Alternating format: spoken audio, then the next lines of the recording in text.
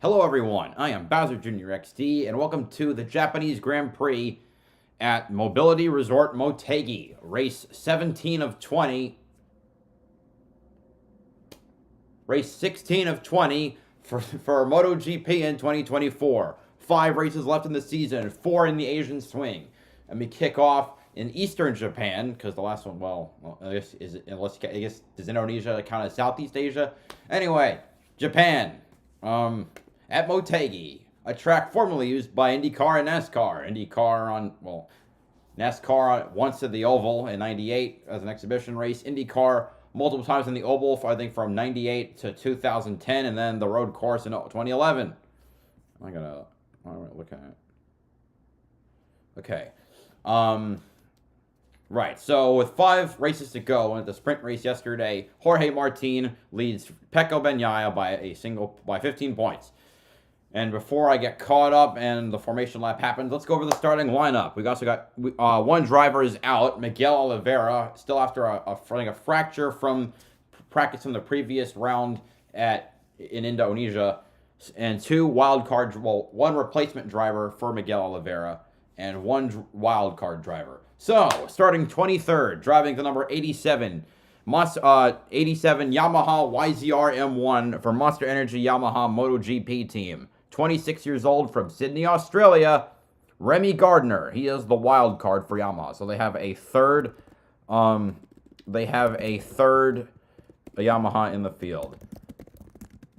Starting 22nd, driving the number 32 Aprilia RSGP 24 for Trackhouse Racing. 31 years old from Cesena, Italy, Lorenzo Savadori. He is the replacement for Oliveira. Savadori is 27th in points. Gardner is 26th in points. I'm just trying to... Alrighty. Starting 21st, driving the number 30, Honda RC213V for LCR Honda. 32 years old from Chiba, Japan, Takaki Nakagami, 18th in points. And starting 20th, driving the number 10, Honda RC213V for Repsol Honda. 27 years old from Urbino, Italy, Luca Marini, 24th in points. Starting 19th, driving the number 42, Yamaha for Yamaha YZR M1 for Monster Energy Yamaha MotoGP team. 28 years old from Barcelona, Spain, Alex Rins, 19th in points. Starting 18th, driving the number 37, KTM RC16 for Red Bull Gas Tech 3. 27 years old from Madrid, Spain, Augusto Fernandez, 21st in points. Starting 17th, driving the number 36, Honda RC213V for Repsol Honda. 27 years old from Palma, Spain, Joan Mir. Starting 16th, driving the number 5, Honda RC213V for LCR Honda. 34 years old from Caen, France, Johan Zarco, 17th in points. And starting 15th, driving the number 41, RSGP 24 Aprilia for Aprilia Racing. 35 years old from I don't even know how to pronounce it. Granollers, Spain, or Granollers, Spain. I don't know if the L's are silent or whatnot. Alexis Prago, 8th in points, and the oldest driver in the field. Starting 14th, driving the number 43, KTM RC16 for Red Bull KTM Factory Racing. 29 years old from Townsville, Australia, Jack Miller. 15th in points, and the winner here in 2022. Starting 13th, driving the number 25, Aprilia RSGP 23 for Trackhouse Racing. 23 years old from Madrid, Spain, Raul Fernandez, 16th in points. Starting 12th, driving the number 20, Yamaha YZR M1 for Monster Energy Yamaha MotoGP team. 25 years old from Nice, France, Fabio Quartararo, 13th in points. And starting 11th, driving the number 89, Ducati Desmo Sedici GP24 for Prima Pramac Racing. 26 years old from Madrid, Spain, Jorge Martin, the points leader, and last week's winner at Indonesia. Now in the top 10, starting 10th, driving the number 73, Ducati Desmo Sedici GP23 for Gresini Racing MotoGP. 28 years old from Chivera, Spain, Alex Marquez, 12th in points. Also, because I forgot to mention it, Jorge Martin, points leader, starting 11th, won this race last year. Anyway, starting 8th. Now, wait, you're starting 9th. Driving the number 93. Ducati Desmos Adichie GP23 for Gresini Racing MotoGP. 31 years old from Cervera, Spain. Marc Marquez, 4th in points and a 3-time winner here in 2016, 2018, and 2019. Starting 7th, 8th, driving the number 72, Ducati Desmos Adichie GP23 for Pertamina Enduro VR46 Racing Team. 25 years old from Rimini, Italy, Marco Bezzecchi, 10th in points. And starting 7th, driving the number 49, Ducati Desmos Adichie GP23 for Pertamina Enduro VR46 Racing Team. 25 years old from Rome, Italy, Fabio Di Gianantonio, or Digi for short, 9th in points. Starting 6th, driving the number 21, Desmos Adichie GP24 for Prima Pramac Racing. 29 years old from Rome, Italy, Franco Morbidelli, 11th in points. Starting 5th, driving the number 33, KTM RC16 for Red Bull KTM Factory Racing. 29 years old from Potchefstroom, South Africa, Brad Binder, 6th in points. Starting 4th, driving the number 23, Ducati Desmos Adichie GP24 for Ducati Lenovo Team. 26 years old from Rimini, Italy, Enea Bastianini, 3rd in points. Starting 3rd, driving the number 12, Aprilia RSGP24 for Aprilia Racing. 29 years old from Figueres, Spain, Maverick Vinales, 7th in points. Starting 2nd, driving the number 1, Ducati Desmos Adichie GP24 for Ducati Lenovo Team. 27 years old from Turin, Italy, Francesco Bagnaia, 2nd in points. And on the pole, driving the number 31, KTM RC16 for Red Bull Gas Tech 3, with a pole time of 1 minute 43.018 seconds and an average speed of 104.249 miles per hour. 20 years old from Mazarón, Spain, the youngest driver in the field, 5th in points, and the only rookie, Pedro Acosta. That is your starting lineup for today's Japanese Grand Prix. I just missed the starting title, so let's replay that. Hold on.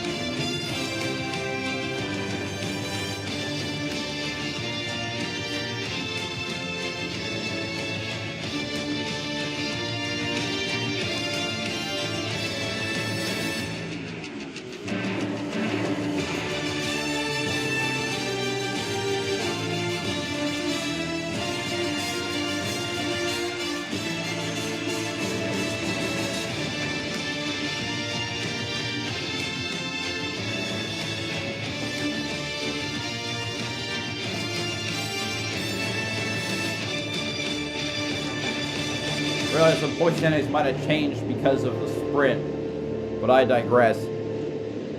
All right. Full formation lap now. There is a possibility of us looking into the distance. There's low-grade clouds, aren't there? A possibility we could get some of that mizzle, which has been so troublesome this weekend. Now, Mobility Resort Motegi. The start and hot shot devices. So this track is 4.01 kilometers or 2.983 miles. What's the story today? Both Marquez and Maverick Vinales failed to disengage it into turn 1. The problem is it's a relatively short drag into turn 1. Depending on where you are in the pack, if you don't brake hard enough, you don't disengage it, the front folks have got to do a certain amount of travel, deep in the travel, to unlock that front ride height device that they use off the start. So what do? Well, a lot of it is down to the way it's set. You want it set aggressive, so you've got to brake hard.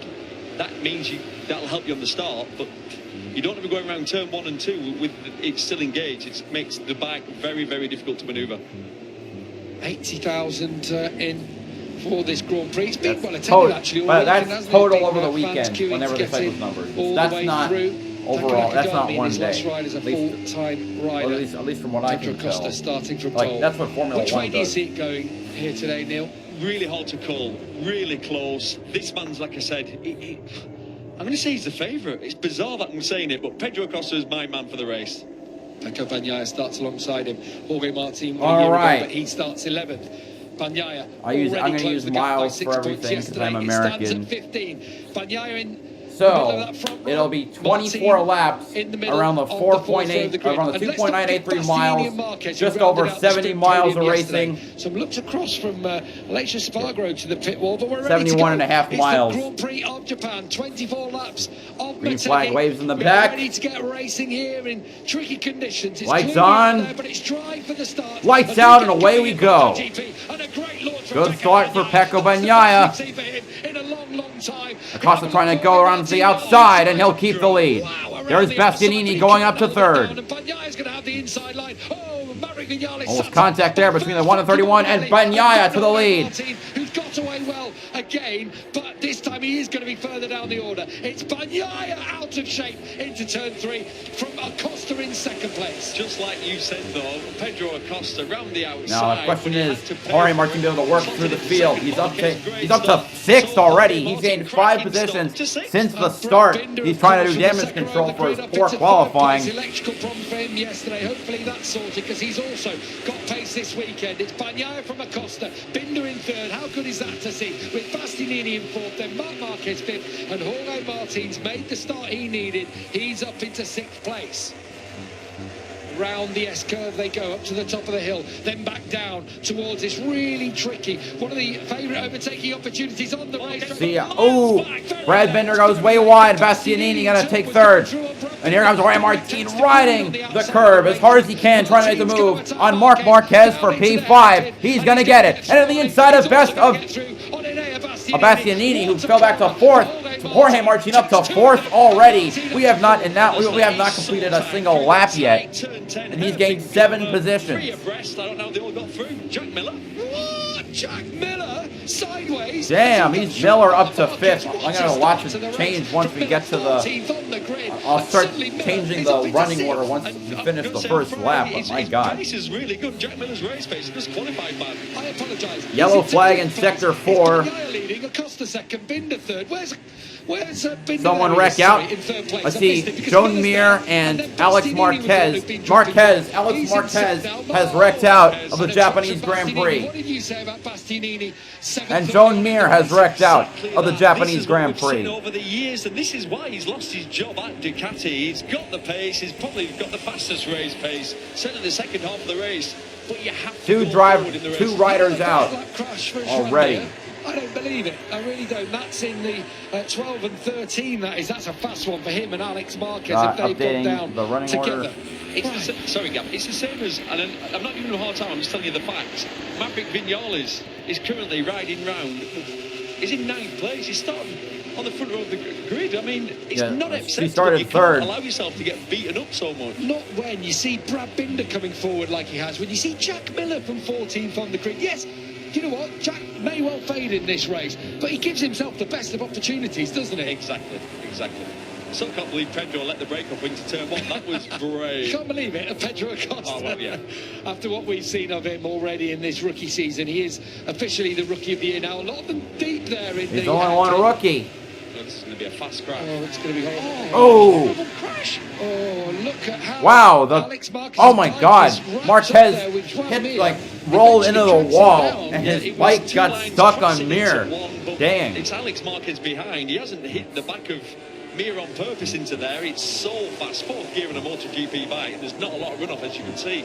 Well, it's a great start from the Aussie ahead of Marc Marquez. We saw huge vibrations coming from his bike. I think there's a run coming from Martin. They just cannot get rid of him, but he's giving himself the best opportunity. Never mind. Looks like Binder's going to block. Oh, no, here comes Martin on the inside. No, Binder closes the door. He definitely loves a V. Brad Binder on that KTM. Yeah, loves a V because he brakes so late. He fires it into the Acosta able to stick with Bagnaia really well. Martin trying the inside right here. Oh, still no purchase. I thought Jorge Martin was going to have a go there, but there's a great battle nonetheless. Anyone to sneak up the inside of him. It's the perfect start to the race, though, isn't it, for Jorge Martin at this stage, from 11th on the grid. Yeah, he gained 7 spots. Bagnaia right now holds the fastest lap. in behind Brad Binder. Yes, Binder's making life difficult for Lorenzo Savadori on pit road. He needed. He's in front of Mark Marquez and then I'll take him out. You don't hit him. on Jack Miller. Mark Marquez up to 5th place. Moment, that opening lap, Marquez ended up getting beaten up a bit. He got the start, and then there were a few corners where he got sort of pushed out the way. Let's watch him now. Now he's got past Miller. He's got a clear track ahead of him. What can he do? What lap times can he do? Other things at play today, tyre pressures. We all hear us talking about it. I'm sorry to say at some point. Bastianini to 6th. Go back to 7th, but now repasses Jack Miller. 2 hours to the south of this Motegi circuit. And that's cost them more time. We're now on the 3rd lap, by the way, of 24. From that far back. Genuinely, it means you're going to break him out. Oh, that's Bastianini trying to move. Oh, if you break 5 meters later, Jack Miller got back around him. Okay. He had to relinquish then. He was thinking about going through on Miller. Miller's scrapping as much as he can. He'll know that Bastianini will want to get through and get past, but he's scrapping for his own points here today. Through victory corner on board with Enea Bastianini. Yellow flag again on. Oh! Pedro Acosta! The rookie sat on pole. Rex out of 2nd place. And Jorge Martinez around Brad Binder. Oh, man. Does he touch the curbs? He uses a lot of curb there. It's hard to tell that angle. His bike swung out on him, I think. Oh my God! I was still trying to update people that I. While that happened, Jorge Martin got through on Brad Binder as well. So perhaps Binder a little bit unsighted there.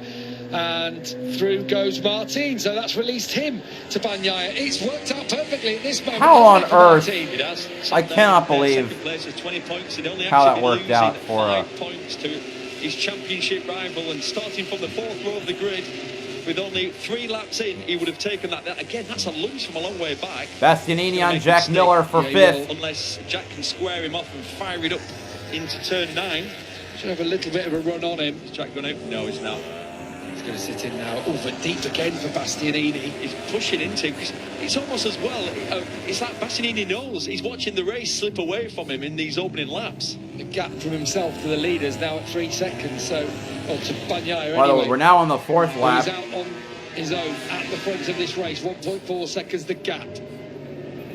Talk about how strong Bastianini will be, talked about how strong Acosta will be, but I think all of us deep down knew that Pecco Bagnaia was the one that you had to beat today, because Bagnaia has never won here, that's being a double defending world champion. Yeah, trying to get the setting right. They were trying as many times. They were panicking because they knew they got mixed weather all weekend to try some different scenarios to see what it felt like. Acosta's again, rejoined. Yeah, 0.2 of a second, fastest lap to start with. 0.2 of a second faster than Jorge Martin in 2nd. 0.6 quicker than the existing race lap record set by Jack Miller 2 years ago. Remember, it was a wet race last year. There has been dampness in the air. I'm not going to tell you what happened in Moto2. Suffice to say, it was shortened due to spots of rain, and then incredible things happened. There's Mark Marquez trying to make a move on Brad Binder for 3rd. He's coming from a long way back. Gonna get it. Yeah, what he's doing is breaking so deep into the corner, Binder. He's leaving the door wide open. Yeah, that's the way he does it. That's the line. You can see him sideways, but Mark was close enough to get it stopped. Clean pass. Have to give credit, don't you, to both Martin and Marquez from 11th and 9th on the grid. They're sitting in the podium positions, and we're only on lap 5 of the race. Yeah, well, we knew we quite enjoyed qualifying because it made it a little bit of an upside down grid, which usually creates good racing. Look at else who's made moves on these early laps. Alicia Spargrew said, I'm going to be much better with the medium tyre in my bike, and so it's proving to be he's ahead of Maverick Vinales, who started on the front row. This is the start from Marc Marquez. It'll be interesting. Bit of a wheelie, which is not normally good, but you can see the riders next to him, so he gets a better drive. Let's see how aggressive he's into one. Around the outside of Morbidelli. Vinales is half asleep. Vinales should cut back. Ooh. Yeah, but then if you've got the inside line, you've got to be more aggressive. You have to really force it. He sounded annoyed. Oh. He sounded annoyed then. I know, it's to only be fair, because he's got the Morbidelli on the inside as well, but you're right. I'm slightly annoyed only because it's just like you feel like it's a waste of a weekend for someone who's got so much talent. Fastest lap to Jorge Martin, a 104.461. And by 104, I mean 104 seconds, so 144.461. 89, Jorge Martin just set the fastest lap, and he was 0.4 of a second faster than the man in front. Are we going to get the championship showdown that we've been begging for? Not too many times have they exchanged paint. Not too many times have they diced it out. Wait, is that a lap bike? Is that Acosta nearly a lap down? He just snaps a little bit back into line there for Pecco Bagnaia. But it could be that Martin... Anyway, we're on the 6th lap now of 24. You feel like Bagnaia, with over a second gap, gets the chance to manage things. He was doing that yesterday. Yeah, at this point as well, it's a crucial point of the race, saving your tyres, not over-stressing them. That's before we start talking about fuel. Yeah, I'm interested, exactly about front tyre pressures as well for Jorge Martin in this position. He will not have expected to be in traffic, he will have expected to be in traffic, not at the moment as he is by himself. Yeah, which is a slight concern. But there's one thing, there's nothing he can do about it now. He's ended up a little bit in no man's land. But you are right, the team will have expected him to be in traffic for a longer period of time. I mean, he's been on his own now for, well, he was only in traffic for 3 laps. All they need to do is get the rim to leak, don't they? That's what needs to happen. That, of course, is Pedro Acosta's. I'm not going there. So here's one for you. I was just thinking, so these two went head-to-head last year. The whole season went down to the last round in Valencia. Nothing between them. There were mistakes. But there weren't a lot of classic races. This year, we've had carbon copy, mistakes, and it's them two head and shoulders really above the rest. Less than a second. I've not seen many battles. He got two laps in a row where Jorge Martinez had big gains on the front stretch. With Marc Marquez and Enea Bastianini, they are the jokers in the pack. They're the wild cards. They're the ones that it feels like get the show started, don't they? They're the ones rocking up to the party with a barrel or two. Because at this point, if you watch, he's closing in 0.2 of a second quicker than Jorge Martin. So if he's going to close in, who's your money on in a scrap? Because we've not seen them together proper fighting. Well, that's weird, isn't it? You think we have 2 races a weekend as well? So lap 7. We've had quite a few races this year. 30, is it? How many have we got left? We've 31. 31 races, and they've not battled.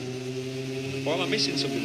Has there been one this year where they've really gone to and fro? I can't remember. Off the top Yellow of my head, flag, sector 2. Yellow flag out in the second part of the racetrack. Thankfully, it's none of the top Augusto 10. Fernandez out. Augusto Fernandez, who really has not enjoyed his Japanese Grand Prix. I heard him interviewed in front of the fans earlier today. And the question was... He was in 15th, so he moved Takaki Nakagami into the 15th position. I've just been having a terrible time. No, it's just been a year to forget, hasn't it? All I can say is it would not be nice being Pedro Acosta's teammate. So, I mean, if you count... when someone's that good, it casts Acosta such a huge as shadow Acosta over your side of the garage. He crashed out. That 5 drivers have wrecked out of the 23 that started. He felt like dragged in by Brad Binder there. You see Brad Binder and him plant that rear tyre sideways down into the corner. You think, oh, I'm going to have a chance here, but he just got dragged in by him. Happened a couple of times yesterday for Enea Bastianini. As we come onto the front straight, Pecco Bagnaia, top left of your picture, he's just rounding turn 1. You can just see him in the distance. Brad Binder's ahead of us here with Enea Bastianini, and then Marc Marquez ahead of him. Spreading out ever so slightly at this moment of the race. Bastianini trying to eat the ground up. Brad Binder's pace has not been too bad this weekend. Anyway, lap 8. How Brad Binder has any tyre left. We were on board with Bastianini, so we could see him laying rubber coming out of the corner. That's the lapping Pedro Acosta, who's picked his bike up and going again. He's doing the correct thing, trying to keep out of the way. He's going to continue circulating. You never know. You could pick up points. And you need the data as well, don't you? There'll be fuel, specific fuel data, that kind of thing, won't there? That'll be interesting to see. Split off, going on the front stretch, I think. Angle, isn't it? Oh. End of the race for Acosta. 2 crashes from the weekend. More crashes than anyone else. Still working on Binder. The rookie is learning in the style of Marc Marquez in terms of that so mistake both anyway. gases are out, or Tech 3s. How do you outbrake? Been so deep. Looks like he's missed a corner, but he hasn't. The apex is back there, absolutely perfect. But that's where the opportunity gives you that open door, no, doesn't he? one of the Tech 3s is still there. Doesn't have a chance. Yeah, I think it's called easier said than done. Yeah, Some spots of rain, or am I just is that wishful thinking? Are you wearing your glasses? I think they might have been on the camera lens though. just having a look out the window. It's definitely a little bit grayer out there at the moment. Don't tell me we're going to get flag to flag. We didn't think we were getting anything today at all. Bright Lap and 9. sunny this morning at the racetrack. The edge of town. Bastianini to the inside. No. Again, Binder holding on to his very spirited defense. As you call it, he likes to feed the corners right out to the outside curb, stop the bike and fire it out. Like I didn't finish what I was saying. I can't believe he has any rear tyre left because it's sideways all the way and you can see it lane rubber. He's sideways all the way out, his lane rubber. Incredible. That wide shot we saw there, very gloomy, hasn't it? Overhead. Just keep our eye on it. Remember, no stoppages for weather in MotoGP. If the rain does come, it'll be deemed a flag-to-flag race. The white flag will be waved. It definitely looks like maybe it's dirt. I think it's on that front onboard of Bastianini. Just there's a little smudge, isn't there? No, what it is it's rubber flying up from the man in front of him. That's what it is. And there's that much of it hitting the screen. Right, he's positioned himself perfectly now. Bastianini should get the run through here, and he might have a look down into this corner here, into turn 9. He's set it up. He's going for it. He's going to go Bastianini, oh no, he goes wide on that turn and Binder gets by. And shaky on the number 23 Ducati. That's the problem the KTMs have actually been having, that when you're trying to open the gas with your bike just cranked over too much, you get this vibration. And so what does Brad Binder try and do to avoid that?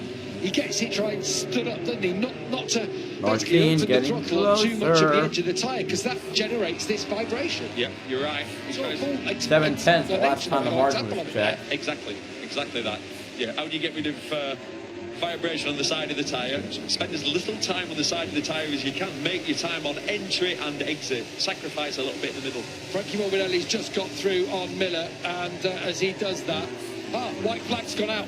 Riders are allowed to swap bikes. Hang on a minute. I just sent Michael Lavitt out in the commentary box to see if it's raining. The riders are now on the swap bikes because, if you've been listening, there's a fear of weather potentially impacting the track. Last time a rider attempted that, it didn't work. Bastianini trying to make another move on Binder. On the inside goes the 23. Again, Binder. Brad Binder trying to cross over. No. Not on this Bastianini's a P4. needs to act quickly here. Martin chewing up the ground on Bagnaia. They've got that white flag. That means they can come in and they can switch to another bike. And that bike has to be shod with the opposite tyre of what they're currently running. I'll tell you what I wouldn't be doing. When they're waving white flags on a corner, if I'm Brad Binder, I would not have my back wheel sliding out on the curb. He don't care, does he? Bagnaia's pace has just dropped, hasn't it? I think the spots, there'll be a couple of spots. And what happens when you see that? When you're leading, there's more pressure on you, really. It's they are getting the bikes ready. Across where it's starting to rain. Now, if you're following and you see the rider in front, you see that obviously that he's got grip, he doesn't crash. You can maintain the same speed and close that gap. I genuinely didn't think we were going to get a race on our hands between the two championship rivals today. I didn't, but it looks like it's building nicely. Bagnaia's responded on this lap, I will say. Yeah, Martin lost a lot of. At times when you sort of want the white flag, gap increased by about 33%, I'd say. And just shovel things up. Today, it's quite like Jorge Martin in a head-to-head fight like this. Get right onto the back of Bagnaia, then we're going to see, aren't we? Then the gauntlet has been laid down. Marc Marquez a distant third. Lap 11. 2.5 seconds behind, but he'll happily pick up any pieces. We've joked about it in the hire car or in the hotel when we're chatting about what we'd like to see. And we keep saying, it'd be nice for these two to, yes, they get on and they respect each other, but it would also be nice if there were a little bit more needle between them. So, is this the beginning of it? The distance definitely brighter in some parts of the racetrack, like out towards turn 1, and then gloomy around here. This is where we saw the white flag being displayed.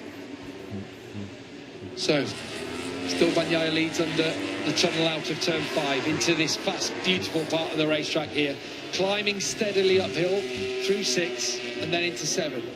I'm thinking they can't maintain this speed. We're not at half race distance. And I'm looking at the lap times the leaders are doing. They're in the 44s. If you go down to, let's say, Jack Miller in 8th place and lower than that, they're doing 46s. We never usually see a gap like that. We've had a strange weekend where we've had mixed weather, so they've not been able to do long runs on the medium tyre. It makes you wonder if there's two ways of going about this, as in you can attack the first half of the race, you're going to suffer on the second, or take it steady, relatively steady early on, so you've got some tyre left. And not just in terms of tyres, fuel is the other option, the other thing to think about. This is a thirsty racetrack. Already Pecco Bagnaia, a couple of times this weekend, 3 times, has run out of fuel. Yesterday, he got the wrong mapping, and because he didn't run the fuel save mode on his final warm-up lap, he had to run a little bit leaner throughout the rest of the race, and that just affected him. And so, with effectively a litre less in a full race, you have 12 litres for a 12-lap sprint, you have 22 that will cost him now on the back end as he hit lap 12. Fuel available to you, and they're running a similar pace as they were in the sprint race. Japanese bikes led by Fabio Quartararo ahead of Yamaha. That's 12 against 13. It always felt like when we came here, this would be the track that would be, we call it almost, it's a natural dyno test track, isn't it? Well, it's on the test track. Yeah. So we have lots of long straights, we've got lots of heavy braking. They've put a few twisty parts in to see, you know, if you're designing a bike, how it works. But with these slower corners where you're accelerating out, essentially what this truck by Honda have built the track like this, when they're developing a bike, it really helps them work out how to get the most out of their engines. Sector 2 yellow flag for Maverick Vinales. He's out. And straight away, he walks away from the motorcycle. He's done. Going home. He's at pace Vinales this weekend. Put it on the front was row in of the grid, 11th. but Let's put Alex Rins. he was trying to keep up with his teammate Alex Sparger and spins out. Never looked like an Aprilia track. He says people are criticising me as a rider. It's not. It's a bike issue at the moment that's costing us. And I have to say, with him and Aleix around about the same position, I tend to believe him. It looks like the it's stalled, as in with regards to development a little bit. And obviously there's been an announcement this week that the main man is leaving. Romano Albeziano is moving to HRC, which is a massive thing in racing. We bring for Honda to employ someone that's not a non-Japanese person who's not come Second through half of the race now. They normally keep everybody sort of within the family, don't they? So it's a huge step. I think it's a great signing.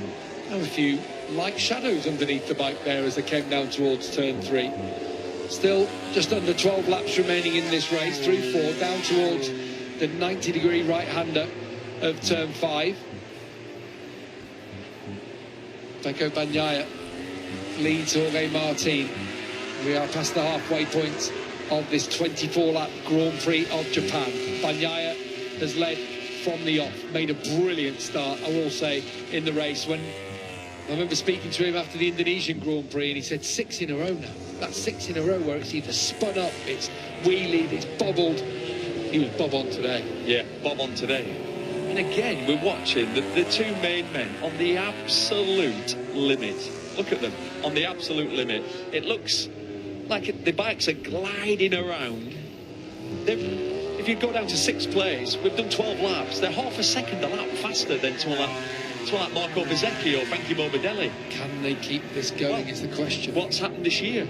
We've seen so many mistakes, and everything looks perfect until it's not.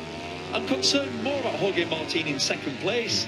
The fact that he's talked about locking on the front so many times. The other thing I have got concern about is tyre pressures, because all the front 4 are apart from each other on track. You know, as in they're all getting cool air on their front tyre. Majority of them, I'm saying maybe not Bagnaia, but the others will have expected to be in traffic. Will have expected to be low pressure, because if we're stuck in behind someone, it's going to cost us. So that's going to be interesting to see if that becomes a factor. Jorge Martin has just in the last couple of laps had to roll off the pace ever so slightly. Yeah. He's back into the 45s. The only rider in the 44s is Bagnaia at the front. Yeah, I think that's what we're seeing is Jorge Martin. He will have had some warnings, and the team will have said to him, you're starting on the 4th row of the grid. I tell you what, if we can get a podium, that will do. Listen to the bike, listen to what the bike's talking to you. It's telling you where the limit is.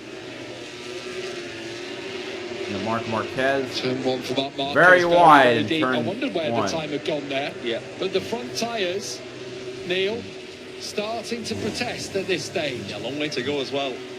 11 laps around here. Yeah, he has all a long these way around. braking zones. That would have been a warning, won't it, Yes, Mark Marquez? absolutely. Yeah, that's not a mistake as such. It's not like he's got his brake marker wrong. He'll have grabbed the brake aggressively like he does, passing in with the thing skating around behind him. Yeah, and it will have he'll have lost some traction, released the brake a little bit just so he doesn't crash and runs off the track. Yeah, suddenly 2 seconds across the line. It now stands at 0.8 between Marc Marquez and Enea Bastianini, who, as you say, slides it down the hill into turn 11. It's a great corner. It is one of the trickiest corners in MotoGP. Turn 11, so steep, downhill to it. Comes at the end of the longest straight here on the Motegi circuit. Yeah, it is technical. Nearly half a mile 10 to from go. start to finish, but lap it's the 15. drop, isn't it? From the halfway point on that straight, the track just falls away into this bowl. Yeah, there's no camber to that when you get down to turn 11 as well, so there's nothing to support the tyre. Lonely ride for Brad Binder in 5th, and then behind him, Frankie Morbidelli. You can see Marco Bezzecchi really has spread out here at Motegi. At the front, the gap also opening up now. It was up to 1.5 seconds there briefly. Pedro Acosta Yeah, you could in. see that actually. It showed him earlier riding round, and you could see that moving. You get to the point where you think, well, I'm actually probably not going to score points here. He was rounding 18th place. You know, that's very much one of those Tech 3, Hervé Poncharal. You win as a team, you lose as a team. And the arm straight away around the young shoulders of Pedro Acosta from his crew chief, Paul Trevethan. And there will be other days. There will be other days. I can't wait to see him in Australia, is all I'm saying. I think, yeah, he'll without a doubt be in the mix. What's good about Australia is it's not a dyno track. It's a rider's track. It's not all about ride-out devices. I think they'll use it. They'll obviously use it on the straight. I'm trying to think where else they'd use it. That's it, I think. They only use it at one spot around that track. I think that's the case. Where else you can put it? Yeah. So essentially, it's not down to who's got the best bike. There couldn't be one out of turn 2, could there? No, I wouldn't have thought so. No, that was the only other part. I think they might have had. No, because then that means you're tipping into Exactly. bringing it down. And then out of Siberia, you know, I don't think you'd be doing it there because then Lap you're in the 16, Haitian, so, you know, 9 it's to not go. gonna happen. Pedro Acosta on pit Just road. on Pecco Bagnaia here, Neil. Could be his 4th double of the season. It could be his best season in terms of wins. 8th win of the season. This one, if Pecco goes on to do it, 1.6 now clear of Jorge Martin. Bagnaia looking for his That's the 26th best victory from anyone since Marc Marquez of in his career. 2019 with still 4 rounds to go. And actually, of the riders to have won in the MotoGP era, 8 races, it means he would join Marc Marquez, Casey Stoner, Valentino Rossi and Jorge Lorenzo, and that's it. Yeah. Not bad company. Not bad. And he claws back, crucially, more important than any of those statistics, 5 points to Jorge Martin, bringing it back to 10. And you know, it could so easily be the other way round. It was last year. Yeah. When Martin did the double here, and it could have been out to 30 points, and then you are thinking with 4 rounds to go, forget about it almost. But now it's back to 10. It's on there. It's on again, isn't it? It's Yeah. wide open for Phillip Island. That said, there's still 9.5 laps to go. With watery sunshine coming through the clouds, you can just see the bright sunshine and the shadows underneath the bikes as they come out of the hairpin. Still some dirty dark clouds around. How are the front tyres faring? We've seen some mistakes already. We've seen mistakes already from these two 11 times this season. Are we going to see another one here today? Essentially, though, what it means is for all the team members, for both riders, you can't relax at any point. You don't think, oh, well, we've got this in the bag, we'll take a 2nd place, because they're still riding so on the limit. Yeah, you can't say, oh, we're going to win the German Grand Prix. 2 laps to go. You can't say. Lap 17. From Jorge Martin's point of view, can you? I'll crush out Ineret from the lead. These things have been happening all season. Last lap of the sprint for Pecco Bagnaia back in Barcelona. As Jack Miller now comes under pressure from Malaysia Spargro. Both of them lapping in the mid 146s, with Bagnaia down into the low 145s. New 15th 2 place. riders with quite old school riding styles. Good to watch. battle for 9th place between the Aussie and the Spaniard. It's a much better ride for Marco Bezzecchi. Yesterday he was way off it. Got much better pace today. Bezzecchi 7th, Di Gianantonio 8th, and then Miller 9th. But you can't believe as well, the reality is, I was looking at it, you can see Fabio in the back of the shot, who's currently in 11th place. He's riding on the absolute limit. He's not riding round because he's not in a battle for the podium. He's not thinking, well, it doesn't really matter. Is the whole race, obviously, for Yamaha, and it just shows, we talk about how far manufacturers are off. So Quartararo's in 11th place, he's 22 seconds behind. Yeah, after having had great races in Indonesia or in a little bit wider there for Espargaro, or in Misano, for example, we've started to see the little first glimpses as you see those little vapour trails, the vortices off the aero of Jack Miller's KTM. Good to see them make an appearance again. Marcio is 15th. Long leaderboard changed. I know it's not. Do you know the difference, now. right? So we're watching Elation. Oh, this don't remember who's left. And I'm seeing big apex misses, mistakes here and there. Every time I watch Pecco Bagnaia, it's just like I'm watching the lap before, or the lap before, or the lap before. It is perfect. Close your eyes, Neil, and tell me who's the fastest rider on the circuit at the moment with 7 to go. Number 23. Of course it is. A 1:45.1 from him. Compare that to Marquez's 1:45.3, or Bagnaia's 45.4, or Martin's 45.6. He's half a second quicker at this stage than Martin and Enea Bastianini. I've read this book before. I think I know this one. Is this the one where Enea Bastianini finishes 3rd and he's the fastest man in the second half of the race? Yeah.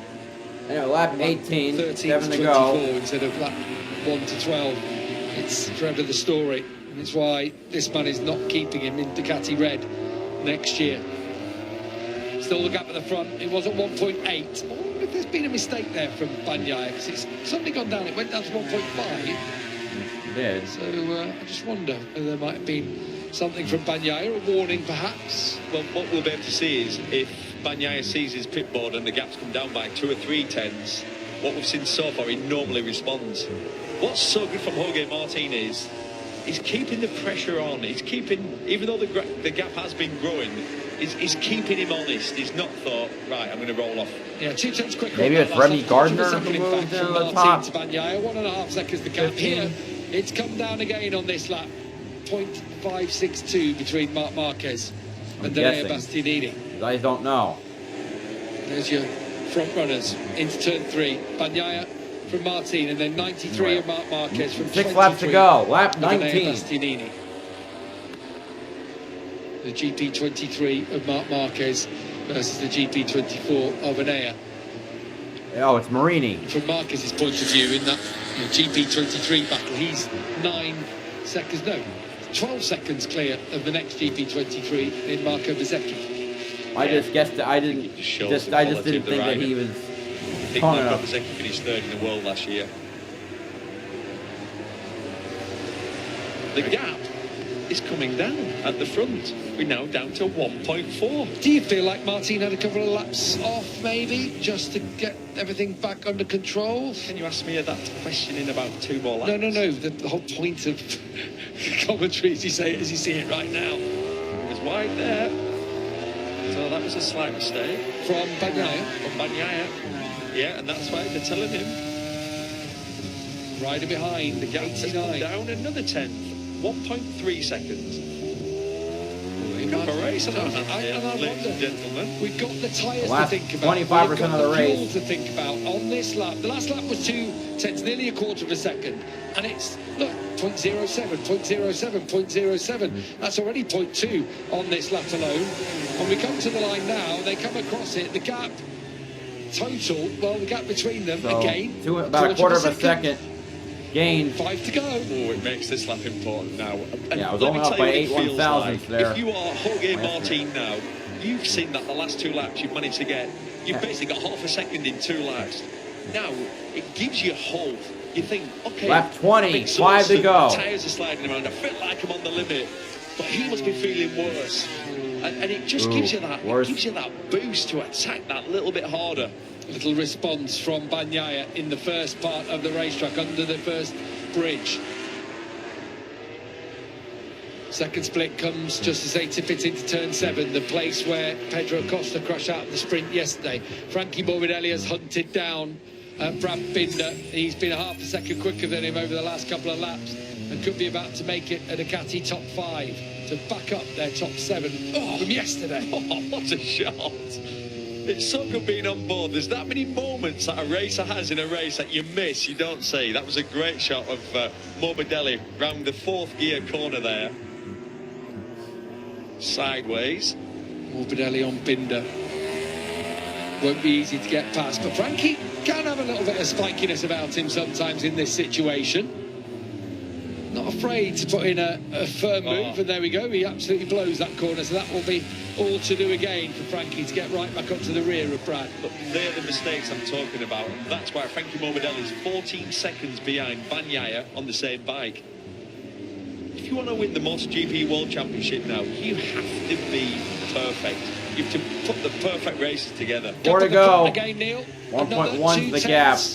4 laps to go. 1.1 the gap. He's taken 7 tenths out of him on the last 3 laps. There are still 4 to go. So, by my calculation, it wouldn't necessarily be enough. Will get there. Once you win in that second, all bets are off. So I've told you how it The feels one, if you're the Jorge one Martin. bike You would know, need it feels to, like flat, if would you're need to Bagnaia, fall off you're on the more. absolute limit. All the warning signs are there. You can't go any faster. Your heart rate's through the roof. You're starting to panic. And you're looking at your pit board and you're seeing it come down. And now you're trying with the choices in your head, going, if I push any harder, I'm going to crash. So I can't ride any harder. What do? Do I let him catch me and pass me? You're counting down the laps. There's only 3.5 laps to go. You've just got to be absolutely perfect. The mistake you can make now is try something different. Try and move your brake marker later. Get on the power earlier. If you do anything like this at this point in the race, you'll lose more time because you'll miss an apex. You'll spin up. You'll get out of the seat. And that's what we call putting the pressure on from behind. And that's what Jorge Martin is doing superbly at this moment in the race. The gap was at a second through the 3rd split. It's under for the first time in a long time in this race. Jorge Martin down to 0.9 of a second now between himself and Pecco Bagnaia. This could be the championship right here, right now. This is what he will have in his sights. Can he threaten Bagnaia? Can he put the pressure on? Can he do like Bagnaia did to him back in Germany? Can he force the champion into a mistake? Or will he sit resolute at the front of this race? There are 3 laps to go in the Japanese Grand Prix with the sunshine now bearing down on top of them. The gap stands at 9 3 to across go. the line. Another lap. He's taken 10th out of Bagnaia's lead. Yeah, under a second, 0.3 of a second, or just under 0.3. Well, you can see there, 0.2 of a second quicker. And now he's believing. Now it's all instinct. If you're Martin, you just... he has to go for it. He has to throw everything at it. This is a huge swing in the championship, a 10-point swing. If Bagnaia wins, the gap stands at 10 points. If Martin wins, 25. it's back up to 20. Remember, there are 4 rounds to go in this championship. The gap is 0.8 of a second through the first split. Still coming down. Top left of your picture, you got them on screen. You can follow with us as we watch Jorge Martin close in on Francesco Bagnaia. He wants his crown. He wants to depose the king of MotoGP at the moment, and he is doing everything within his power from behind, from second place. Another couple of hundreds in that second sector on the racetrack. But Martin, is it just too little too late, or will Bagnaia blink? He's getting the warning, is Bagnaia. Does that affect him like it's affected Jorge Martin back in Misano? Or is Bagnaia as cool a customer as he appears? For the first time, the gap's grown ever so slightly. It's gone back up to 0.9 of a second through the 3rd split. Underneath the bridge, there'll be 2 laps to go when they round this really tricky combination of 12-13 into the right-hander, Victory Corner, and onto the home straight. Better lap for Bagnaia, 2 to Two go. more times. Now the gap's over a second again. Waved. Back out to a With second. track limits warning for That's the Alexis response, and you Fragro. feel like now you just need one mistake. Bagnaia needs a mistake from Martin. Martin needs a mistake from Bagnaia. In the battle of a third, it still rages on, but Marc Marquez keeping Bastianini at bay at the moment. 0.6 between them across the line, but Marquez is pulling out every time in the first part of the racetrack, which surprises me.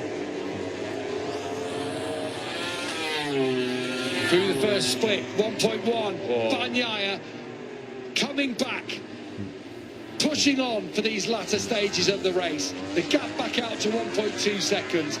Bagnaia could have broken Martin here now. We switch the attention to third place and the battle between Marc Marquez and Bastianini. And look, 23. That will close them up in their battle to be on the rostrum at the end of the season. Unreal, isn't it? There's no love lost between these two. Gap at the front, Neil. Nearly 1.5 seconds. Bagnaia done it. He's broken the elastic, as we would say. He's just done enough. He didn't panic. He stayed to the... He's been consistent with the lap times. It was Martin who was going fast, who closed the gap. And as soon as... It's just broken Martin's spirit. He just did that, put that perfect lap together. And the gap is up to 1.7 now. Marc Marquez hanging on in front of Bastianini, but it's this sector where Bastianini's been taking time out of Marc Marquez. There'll be one lap to go after this one. Maybe one big last opportunity for Bastianini, as we saw them battle it out yesterday. Will we have another scrap for the final podium place today? It's the last lap now of the Japanese Grand Prix. One to go. All right, white flag is out. Last lap at Motegi. Bagnaia leads by 1 2/3 seconds. In fact, it was Martin dropping his pace on that lap. He's into the 146s for the first time. And I think his race is run unless some drama befalls Pecco Bagnaia. Marc Marquez still hanging on. No, it's not going to be the result that Martin, well, I guess, would have absolutely wanted, but the fact he started 11th and got to 2nd is about as good as damage control as he could have possibly gotten. Back in Indonesia from Pecco Bagnaia, things didn't quite necessarily go to plan. Yes, he got the sprint win, but then third in the race on the Sunday, with Martin winning, extended that lead back out to 21 points, but he will go to Australia with the gap closed to 10. Yeah, absolutely. Job done. The gap was up to 21 points, and then he came here, did Bagnaia, knowing Martin was going to be favourite, because Martin had done the double last year, but he didn't let it affect him. We've had rain all weekend, we've had mixed conditions, but your champion stayed focused, worked on his race set up for Sunday, and look at him. It's just another perfect race. Not missed an apex, not put a wheel wrong. Stunning. 24 points the gap before we went to Indonesia. It closed by 3 over the Indonesian weekend. And it will close again this weekend. That's the first time the championship hasn't swung since Assen to Germany. Yes, all those races ago, back before the summer break, it swung every single race weekend. But this time, Pecco Bagnaia is going to do it. He's going to extend his winning streak to 8 in this MotoGP season. As I said, 8th win of the season. It'll be career win number 26 this year, but it's for Francesco Bagnaia, who wins the Japanese Grand Prix. Jorge Martin 2nd, Marc Marquez 3rd, Enea Bastianini 4th, Franco Morbidelli 5th, Brad Binder 6th, Marco Bezzecchi 7th, Fabio Di Giannantonio 8th, Alessio Spargaro 9th, Jack Miller in 10th, Fabio Quartararo 11th, Johan Zarco 12th, Takaki Nakagami 13th, Luca Marini 14th, and Raul Fernandez in 15th. Taka Nakagami comes to the...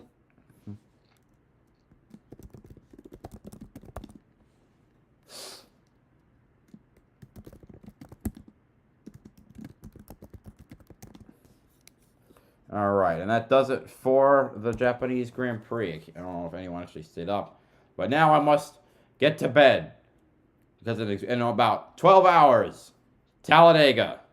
Thank you guys for sticking around. See ya for that. BowserJrXD signing off.